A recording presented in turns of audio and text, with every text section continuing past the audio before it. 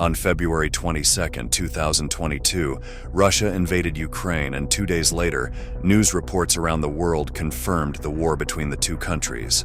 Since then, they have been in an armed conflict that has the entire world on edge and has already claimed the lives of thousands of people. The attacks have intensified in just a few months. The advances and retreats of the Russian army on Ukrainian territory are raising increasing speculation about the strategies that the power could have in hand, raising international concern. While Ukraine debates whether to intensify its attacks or strengthen its offensive, Russia continues to take firm steps. NATO and the US are evaluating their own strategies and closely following the day-to-day of a conflict that has already lasted more than 2 years and has claimed countless lives. Experts around the world have begun to talk about the possibility that we are facing the first step of an unprecedented conflict, a terrible and apocalyptic nuclear war. Наша триада, ядерная триада, она является более современной, чем любая другая триада. Таких триад только вот у нас, да, американцы. Они развивают все свои компоненты. Мы тоже. Но это не значит, что, на мой взгляд, они не готовы завтра развязать эту ядерную войну. Ну, хотят, ну что ж так делать. Power tensions are heightened, the stakes are high, and the pressures are high. The course of civilization could be about to change, and the consequences would be terrible. An apocalyptic landscape would reign on Earth. The entire planet would have to face the massive destruction of natural resources, and millions of lives would cease to exist. A cloud of smoke would cover the atmosphere for years, and radiation would be so high that just being exposed to it for a few minutes would mean facing numerous deadly diseases. Have you ever thought that we could be one step away from the end? In this video, we tell you what would happen if the powers faced each other in a terrible nuclear war. The outlook does not look very encouraging.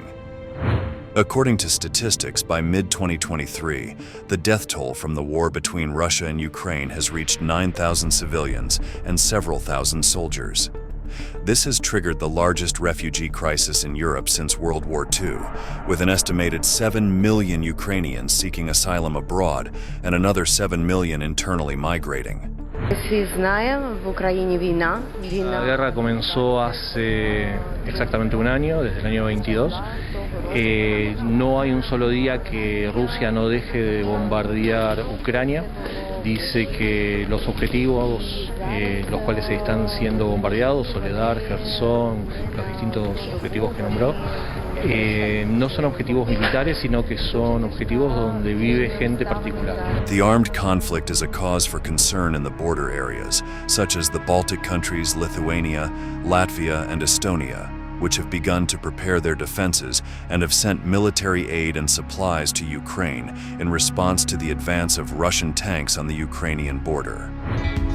Lithuania, Latvia, and Estonia will build a Baltic defense line because we decided by Premier Tusk in Poland to build the West Shield, and we want to connect it with the Baltic one. Lithuania starts the national drone program linked to support to Ukraine. Means we will finance 10 millions of national drone program for Lithuanian drones producers, and these drones which we will buy will be delivered to Ukraine. We have established and we are co-leading the drone coalition within Ramstein format. 14 countries have joined. Already now those countries which have committed publicly around 500 million euros have been put on a table. For their part, Sweden and Finland made the decision to end their neutrality, and between 2023 and 2024 signed their accession to NATO.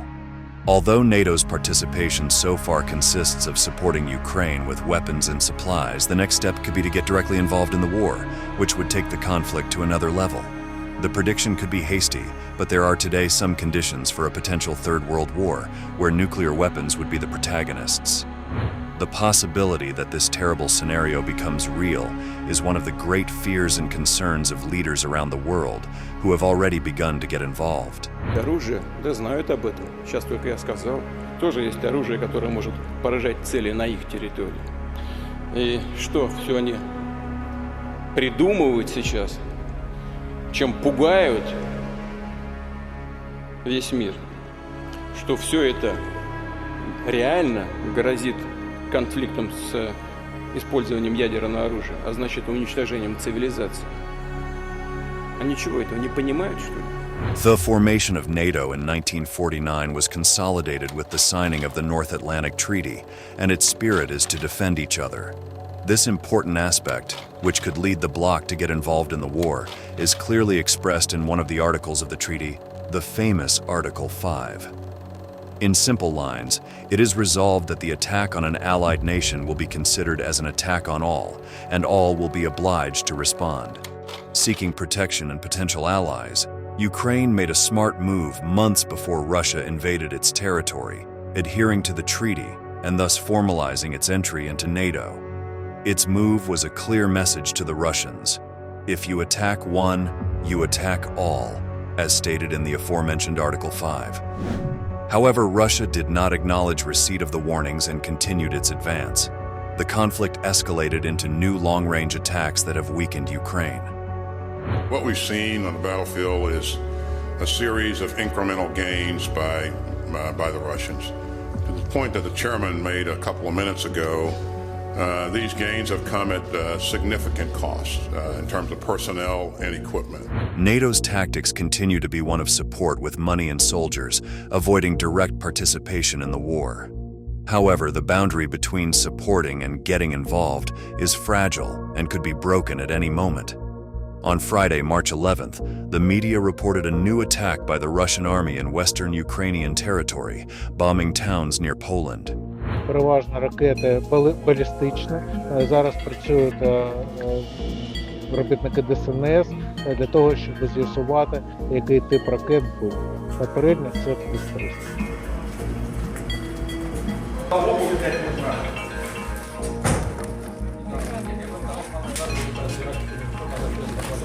Reports claim that the missiles hit Polish territory, raising the possibility that NATO may be forced to intervene. The impact of these projectiles could be a very concrete reason for triggering the outbreak. This attack only sets off alarm bells in NATO and arouses speculation about the enemy country's advances. U.S. Defense Secretary Lloyd Austin believes that there is a possibility that the Baltic countries could also be in danger if Ukraine fails to defeat its opponent. A prediction that could be correct given the conditions. So far, Russia has continued its attacks, gaining ground in the battle. Russia started a new wave of offensive actions in this direction, the Kharkiv region. Ukraine met them there with troops, brigades and artillery. It is important to understand that they can increase and bring more forces in this direction. It is a fact. But our military and military commanders were aware of it and considered its forces in order to meet the enemy with artillery fire. On the other hand, the possibility of Russia defeating Ukraine could be a confirmation of its power and of taking other aggressive actions in the region, although Vladimir Putin assured that he has no intention of doing so. Today, the threat is latent, and NATO countries are one step away from getting involved in the armed conflict. Some of them are preparing their forces, which total 90,000 bodies, to ensure resistance to any possible offensive from Russia. The alliances seem to be formed with only one objective in mind: to prevent any advance of the feared Russian army. Говорили о возможности отправки на Украину натовских военных контингентов. Но мы помним судьбу тех, кто направлял когда-то свои контингенты на территорию нашей страны. Но теперь последствия для возможных интервентов будут гораздо более трагичны. And NATO military leaders say the threat of Russia attacking other countries is looming, and they are convinced that they must take advantage of this time to prepare, join forces, and weaken the enemy. They need long-range fires. You've heard them express a need for tanks, and we are doing everything that we can to get them the types of support, the types of artillery and munitions that will be effective in this stage of the fight. And so we'll get a chance to, we've done a lot.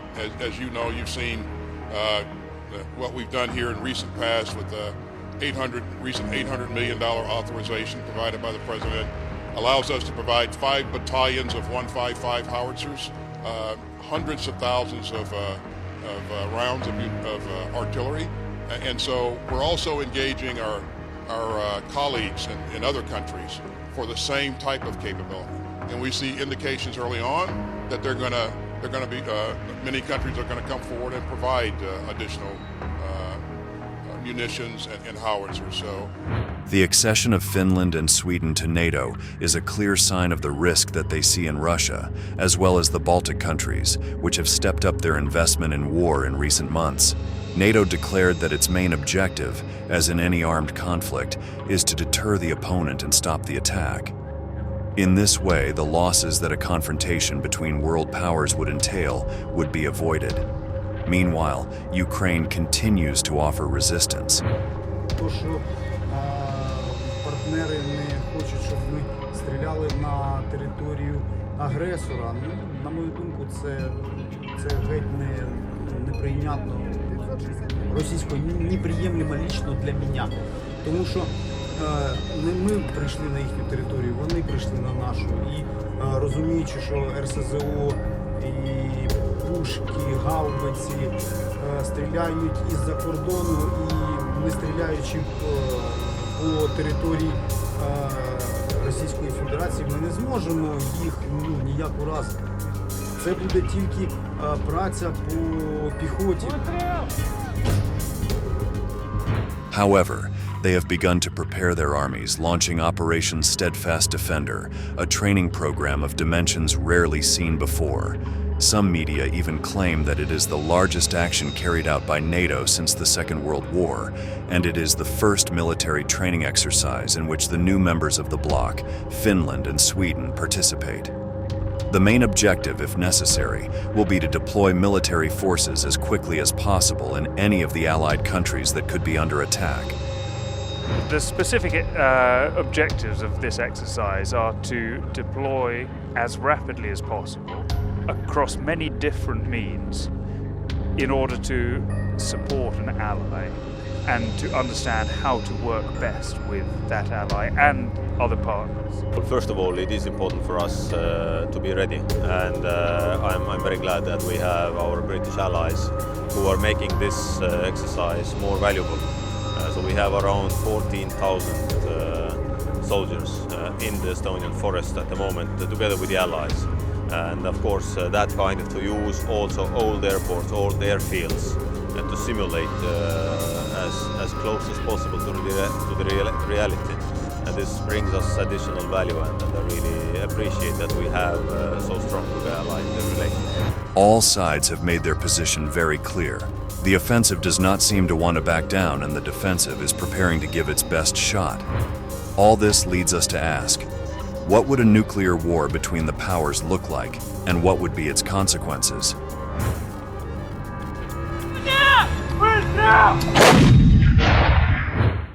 A group of experts was tasked with providing some answers and carried out a simulation based on the hypothesis that NATO intervenes in the conflict with direct action as a defense against the missiles that exploded in Poland.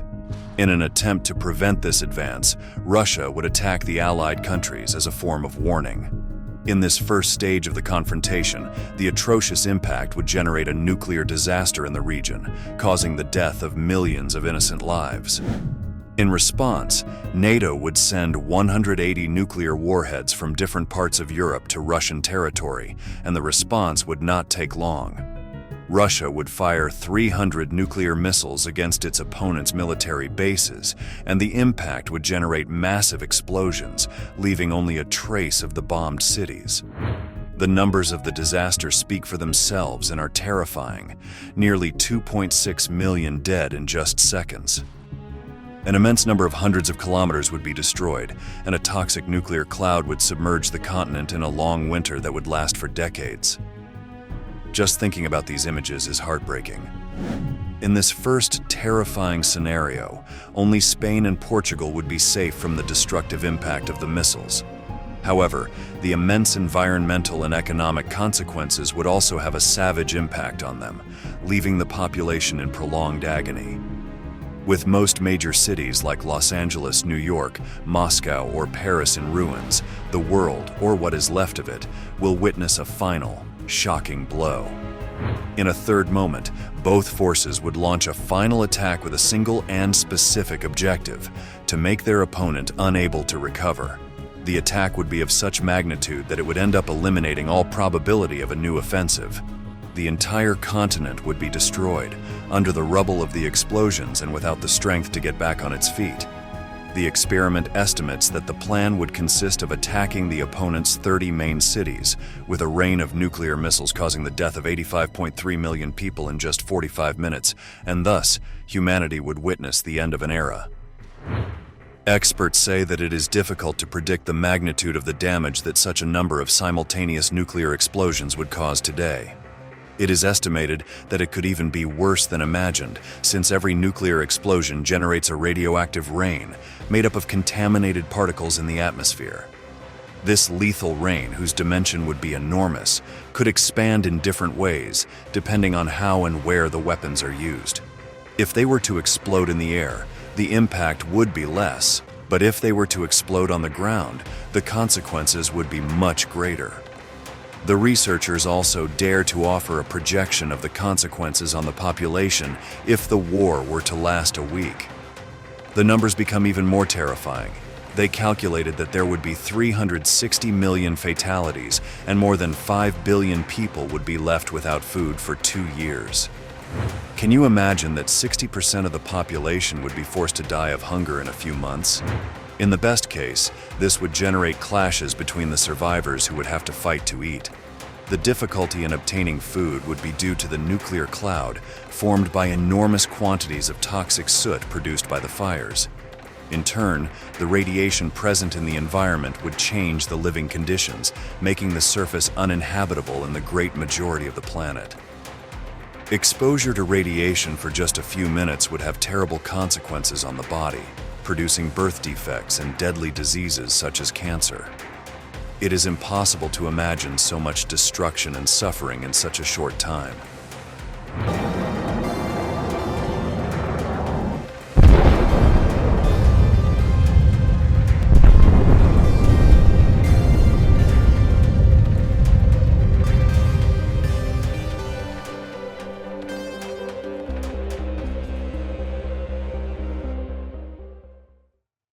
And as can be proven in the case of the nuclear disasters we have already experienced, the consequences would get even worse as the years go by. In the case of Nagasaki and Hiroshima, 40 years later, it is estimated that the nuclear explosion has claimed the lives of 2 million people due to cancer-related causes alone. The terrible scenario we imagine is only a distressing possibility, and as can be seen, there are several conditions that would have to be present for this scenario to become a reality. The worrying thing is that some of them are already happening. Joe Biden, in one of his latest statements, maintains that if there were a confrontation between NATO and Russia, this would inevitably lead to a third world war. The leader of the North American power was very clear in his position. For its part, Russia will not back down from its attack until it achieves its objective, having deployed an exorbitant amount of resources for the invasion, and they even continue to improve their attack tactics. The enemy improves, unfortunately. In 2022, the Shahed drones were flying 300 to 400 meters high. Now their altitude sometimes reaches up to 2 kilometers, and it makes the process of hitting such targets harder. In 2022, the Shahed drones were white. It was easy to spot them in dark skies. Now they are painted in black, they have different engines, and they fly faster and higher. Putin insists on the need for absolute sovereignty of Europe and Asia in matters of security, which has been put at risk by the military actions of the United States and its satellites, increasing tensions between the two countries. Действия США и их сателлитов фактически привели к демонтажу системы европейской безопасности. Это порождает риски. Experts say that the Russians have put their nuclear system on alert, meaning that everything is ready to be activated immediately, if Putin gives the order. We must remember that Russia is the country with the largest nuclear force in the world. It has a total of 6,257 warheads, according to the latest data published by the Stockholm International Peace Research Institute. If the Kremlin were to deploy these powerful forces, it could make the terrible scenario. We all fear a reality in a few minutes with thousands of kilometers of population wiped out and a heat and radiation bomb that would continue to kill hundreds of thousands of people in the following days. While the United States, which follows with a total of 5,600 nuclear warheads, would end up destroying what was still standing. Suddenly, the current conditions for the hypothetical scenario that we described above to become real are close, and the present becomes chilling. Any hasty decision or provocation by any of the parties could unleash a terrible confrontation and the true nuclear hell that we already imagine. Leaders around the world know very well the consequences of a confrontation of this scale, and it is in their hands to make the decisions to avoid them. Russia will need to review its interests in Ukrainian territory. For their part, the challenge for NATO and the European Union will be to find a way to intervene for a ceasefire without being dragged into armed struggle. And the result of the elections in the United States that are already underway will also be fundamental in the fate of this conflict. The world seems to be at a point of no return. Any action taken will define the course of the planet and the future of all. Will nuclear confrontation be our only possible destiny? With this question, we close the report and say goodbye until the next video.